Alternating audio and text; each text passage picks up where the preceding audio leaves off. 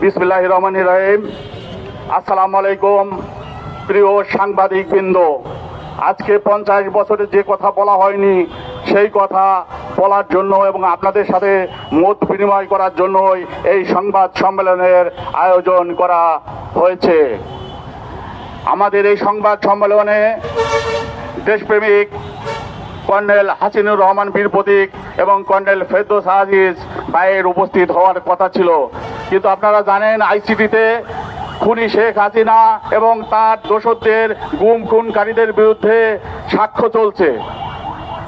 সাক্ষ্যর সময় বেড়ে যাওয়ার কারণে ওনার এখানে 3টার মধ্যে আসা কথা, কিন্তু উনি টেলিফোন করেছিলেন সাক্ষ্য দেওয়ার সময় বেড়ে যাওয়াতে সাক্ষ্য দেওয়া শেষ হলে সাথে সাথে উনি আইসিটি কাছে চলে আসবেন। আমি আপনাদের যেহেতু অনেক জায়গায় যেতে হয় সেই জন্য আমি আপনাদের প্রশ্নের উত্তর দিচ্ছি। এর মধ্যে যদি উনি চলে আসেন, আপনাদের কোনো প্রশ্ন থাকলে কথা বলবেন, না থাকলে আমরা অপেক্ষা করব। ওনারা আসলে আপনারা যদি কেউ থাকেন তখন অবশ্যই আপনাদের বিভিন্ন প্রশ্নের উত্তর দেবে। আমি এখন যেটা বলতে চাই যে আপনারা দেখেছেন আমি প্রেস ক্লাবে প্রকাশ্যে বলেছিলাম যে কিভাবে হত্যা করা হয়েছে। আগস্ট বিপ্লবের নায়ক মেজর ফজলুল হুদাকে জবাই করে হত্যা করেছে। কর্নেল ফারুককে, কর্নেল শাহরিয়ার রশিদ খানকে, কর্নেল একে মহিউদ্দিনকে নৃশংসভাবে হত্যা করা হয়েছে, যার খবর এখনো পর্যন্ত 4 দেওয়ালের মধ্যে আছে, এখনো বের হয়নি।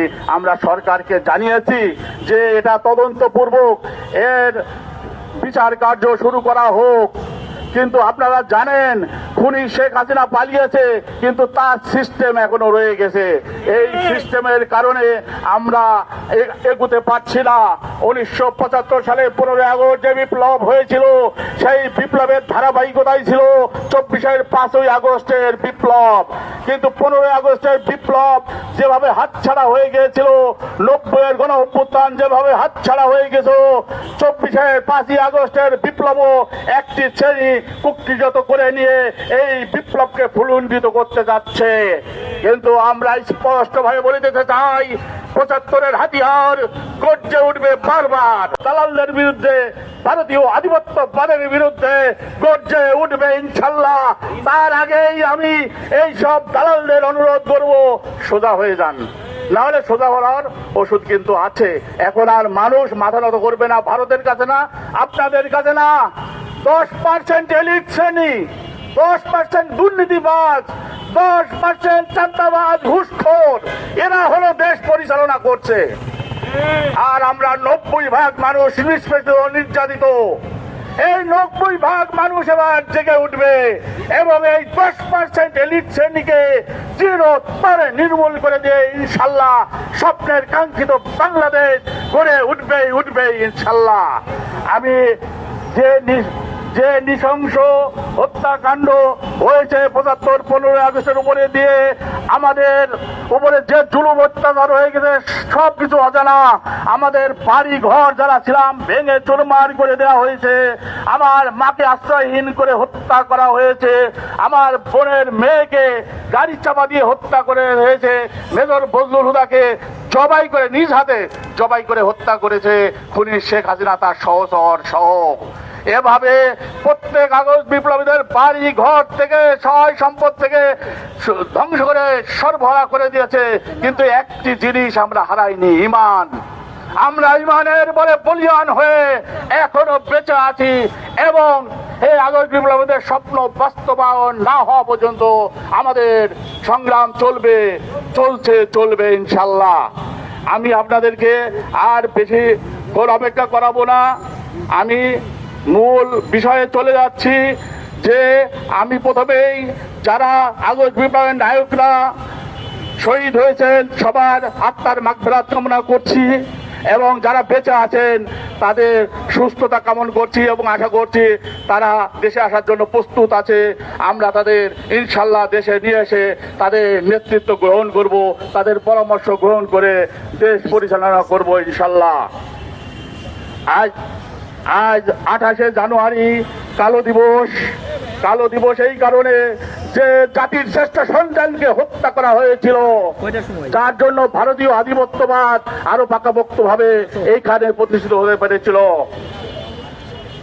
প্রিয় সাংবাদিক ভাইরা আমার, ৭৫-এর 15ই আগস্ট বিপ্লবের নায়কদের প্রশাসনমূলকভাবে অবৈধ বিচারের মাধ্যমে হত্যার বিচার ও নির্বাসিত বিপ্লবের নায়কদের রাষ্ট্রীয় মর্যাদায় ফেরত আনার দাবিতে আমাদের এই সাংবাদিক সম্মেলন, সংবাদ সম্মেলন। আমাদের নৃশংসভাবে হত্যা করেছে ফ্রিডম পার্টির চেয়ারম্যান কর্নেল সৈয়দ ফারুক রহমানকে, কর্নেল সুলতান শাহরিয়ার রশিদ খানকে, কর্নেল AKM মহিউদ্দিনকে, কর্নেল মহিউদ্দিন আর্টিলারিকে, মেজর বজলুল হুদাকে। একই সাথে বিদেশে নির্বাসিত আছেন এখনো পর্যন্ত মেজর ডালিম বীর উত্তম, কর্নেল নূর চৌধুরী বীর বিক্রম, কর্নেল রাশেদ চৌধুরী বীর প্রতীক, কর্নেল রশিদ এবং আরো যারা আছেন সবাইকে আমাদের দাবি যে তাদেরকে অবিলম্বে ফিরিয়ে এনে রাষ্ট্রীয় মর্যাদায় তাদেরকে রাখা হোক। প্রহসনমূলক সাজানো অবৈধ বিচারের মাধ্যমে জেলখানায় 15 আগস্ট বিপ্লবদের নায়কদের হত্যা করা হয় এবং তাদের দণ্ড দেওয়া হয়। আপনারা জানেন প্রেসিডেন্ট জিয়াউর রহমান ইন্ডিমিনিটি আইনের দ্বারা অধ্যাদেশ জারি করেছিলেন খন্দকার মোস্তাক 1975 সালে, কিন্তু 1979 সালের সংসদে প্রেসিডেন্ট জিয়াউর রহমান প্রেসিডেন্ট থাকা অবস্থায় সংসদে ইন্ডিমিনিটি অধ্যাদেশ দিয়ে এদেরকে দায় মুক্তি দিয়েছিল যে এটা ছিল বিপ্লব, বিপ্লবের কোনো বিচার হয় না। আপনারা জানেন 75-এর 15 আগস্টের পরে এদের কিন্তু কোনো বিচার হয়নি। আর্মিতে যদি কোনো নিয়ম ভঙ্গ করা হয় তাদের সাজা হয়, কোর্ট মার্শাল হয়, কিন্তু এদের যেহেতু বিচার হয়নি সেহেতু মনে করতে হবে যে এটা সঠিক ছিল এবং জনগণের ইচ্ছারই প্রতিফলন ছিল এবং বিপ্লব ছিল। কিন্তু সেই বিপ্লবটাকে 1996 সালে ইন্ডিমিনিটি অ্যাক্টকে খুনি শেখ হাসিনা আপনার বাতিল করে দিয়েছিল। কিভাবে? সিঙ্গেল মেজরিটিতে। আপনারা সবাই সুশিক্ষিত, আপনারা বলেন সিঙ্গেল মেজরিটি কোনোদিন একটা আইন কি বাতিল হয়? এটার জন্য 2/3 মেজরিটি লাগে। কিন্তু দুঃখজনক ব্যাপার যে সিঙ্গেল মেজরিটিতে বাতিল করে তাদের বিচার সরকার, তাহলে বিচারটা কি ছিল? অবৈধ। বিচারটাই শুরু থেকে অবৈধ। তারপরে ফাঁসির অর্ডার করার পরে ফাঁসি না দিয়ে তাদেরকে নৃশংসভাবে হত্যা করা আরেকটা অবৈধর উপরে অবৈধ। যে অবৈধ আপনাদের এই জন্য বললাম যে অনেক কিছু অজানা রয়ে গেছে। এই অবৈধ কার্যক্রমের জন্য খুনি শেখ হাসিনা সহ তার দোষরদের অবশ্যই বিচার হবে এবং এর সাথে যারা সংশ্লিষ্ট ছিল সিভিল সার্জন থেকে জেলার থেকে শুরু করে আইজি প্রিজন থেকে শুরু করে সবারই বিচার হবে ইনশাল্লাহ। এর মধ্যে আপনারা দেখেছেন বিচার চলমান, বিচার হতেই থাকবে। বিদেশে অবস্থানরত 15 আগস্ট বিপ্লবের নায়কদের রাষ্ট্রীয় মর্যাদায় সসম্মানে দেশে ফিরিয়ে আনতে হবে। 15 আগস্ট বিপ্লবের নায়কদের রাষ্ট্রীয় উদ্যোগে জাতীয় বীরের মর্যাদা দিতে হবে। 15 আগস্ট বিপ্লবীদের বিরুদ্ধে প্রহসনমূলক সাজানো অবৈধ বিচারের রায় বাতিল করতে হবে। কেননা সাজানো বিচারের রায় এটা তো থাকতে পারে না, এটা অটোমেটিক্যালি বাতিল হয়ে যাওয়া কথা, কিন্তু এখনো পর্যন্ত বাতিল হয়নি। তাই আপনাদের মাধ্যমে আমরা বলতে চাই যে অবিলম্বে এই বিচারের রায় বাতিল করা হোক এবং যারা বিদেশে আছে তাদেরকে ফিরিয়ে আনা হোক রাষ্ট্রীয় মর্যাদায়। আপনারা আমাকে প্রশ্ন করেন, তার উত্তর দিতে পারবেন। আপনারা মন খুলে প্রশ্ন করতে পারেন, দয়া করে আপনারা প্রশ্ন করেন প্লিজ।